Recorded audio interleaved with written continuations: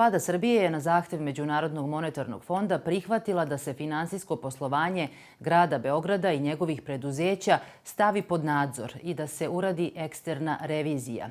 To i nije neko veliko iznenađenje jer je već poznato da se dugovi grada prema bankama povećavaju, a naglo rastu i neisplaćene obaveze gradskih preduzeća. Pored toga, u budžetu grada skoro da nema uopšte novca za kapitalne investicije.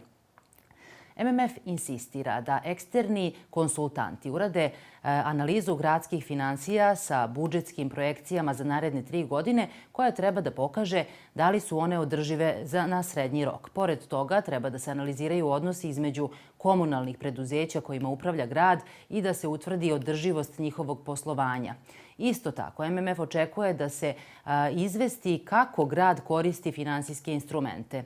To se prvenstveno misli na koncesije za tretman otpada kao i gradski prevoz, gde se u koncesionim ugovorima prikrivaju sve veći troškovi koje grad mora da ima prema pružaocima tih usluga.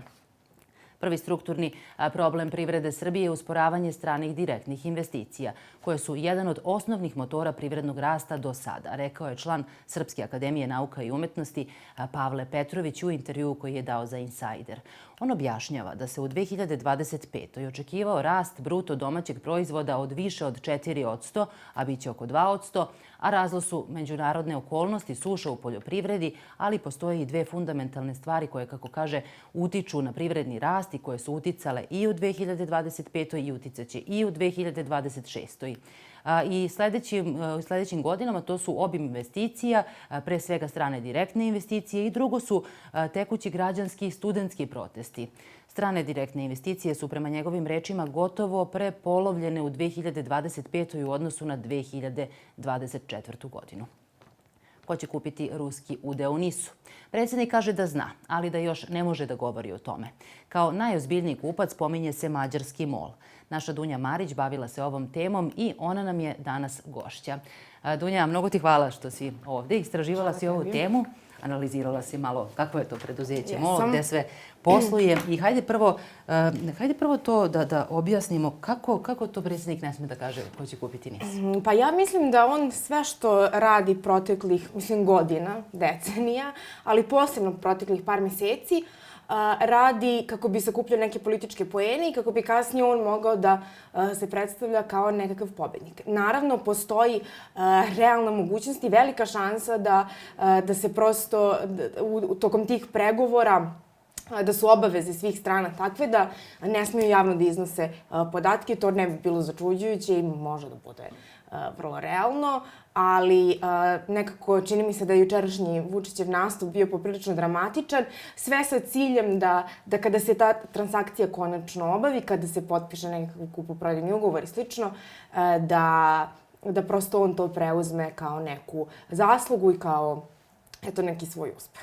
Dobro, ali nekako najizvesnije je da će to biti mađarski MOL. Ne možemo sa sigurnošću da tvrdimo, ali prema informacijama koje imamo, vrlo je moguće da će to biti MOL. Ti si analizirala tu kompaniju, ali si razgovarala i sa stručnjacima o tome koji je interes MOL-a u Srbiji. Inače, MOL je ovdje prisutan već više od 20 godina. U kojoj meri? MOL je kod nas zapravo poznata kompanija, mislim da svi znamo. Znamo za MOL-ove pumpe, svi građani znaju za MOL-ove pumpe i u tom smislu je MOL prisutan na našem tržištu. To su više desetina, 70-ak, 80-ak pumpi, čini mi se. I tu je ono gdje je MOL zapravo prisutan kod nas na tržištu. Ono što bih ja samo da kažem jeste da predsjednik jeste juče rekao da može da bude MOL, mogu da budu Arapi koji su se ranije spominjali i ti ja smo pričale o tim Arapima, a može da bude kao malo jedni, malo drugi, neki da kupe jedan deo u stvari vlasništvo, drugi neki drugi, manje veći, nije ni bitno. Ali ono što se za sad nekako u medijima najviše spominje jeste taj MOL. Njihova delegacija je došla u Srbiju, oni su proveravali reviziju rade poslovanja, prosto nisu imali su sastanak sa Vučićem, tako da to je ono što si ti rekla trenutno, nekako po informacijama kojima raspolažemo, MOL jeste možda najozbiljniji. Čeka se zapravo da sve to aminuju Amerikanci. Gde je sve u svijetu prisutan MOL? NIS je zapravo, izvinjavam se, MOL je zapravo prisutan u ovom našem delu Evrope, da tako kažemo, pored nas. Oni posluju i u Hrvatskoj, i u Sloveniji, u Slovačkoj, i u Poljskoj i zapravo su vrlo ozbiljni o tome što rade. Oni imaju oko 2500 pumpi. Zapravo ono što se na njihovom zvaničnom sajtu navodi jeste više od 2400 benzinskih stanica u ovim državama koje sam ja spomenula. Pored toga, oni imaju i 3 rafinerije, imaju 2 petrohemijska postrojenja.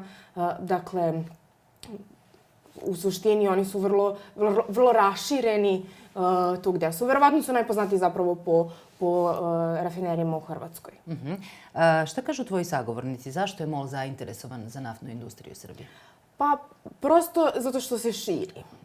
I nekako ovo bi MOL-u zapravo moglo da bude, oni već jeste na našem tržištu, doduše u daleko manjoj meri nego što i to nisu, u smislu manji broj pumpi, manji uticaj na tržištu i slično.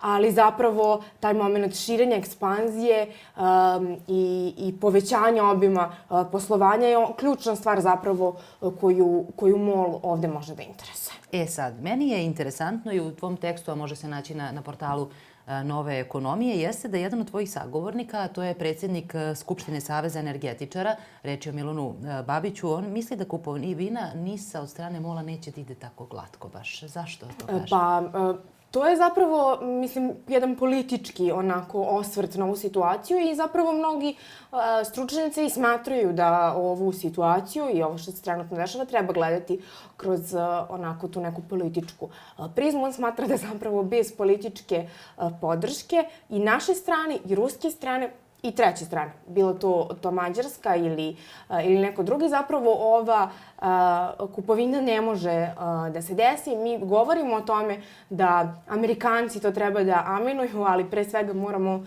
da upamtimo da to moraju Rusi da aminuju i da smo mi već ranije tokom prethodnih par nedelja i meseci imali neke izvore u medijima i neke informacije koje su nam govorile o tome da postoje određene firme koje su možda i bile zainteresovane za kupovinu, ali Rusi to nisu aminovali, što se kaže, nisu želeli njima da prodaju svoj deo. Kad god govorim o ovoj temi i kad je NIS u pitanju, meni nekako najinteresantnije pitanje, voljela bih da negdje u narednim mesecima ili u narednim godinama saznamo odgovor i na to zašto Rusi nisu prodali Srbiji svoj udeo u naftnoj industriji Srbije, s obzirom da, evo i predsjednik je govorio da je Srbija ne samo spremna da plati, nego i da preplati taj ruski udeo.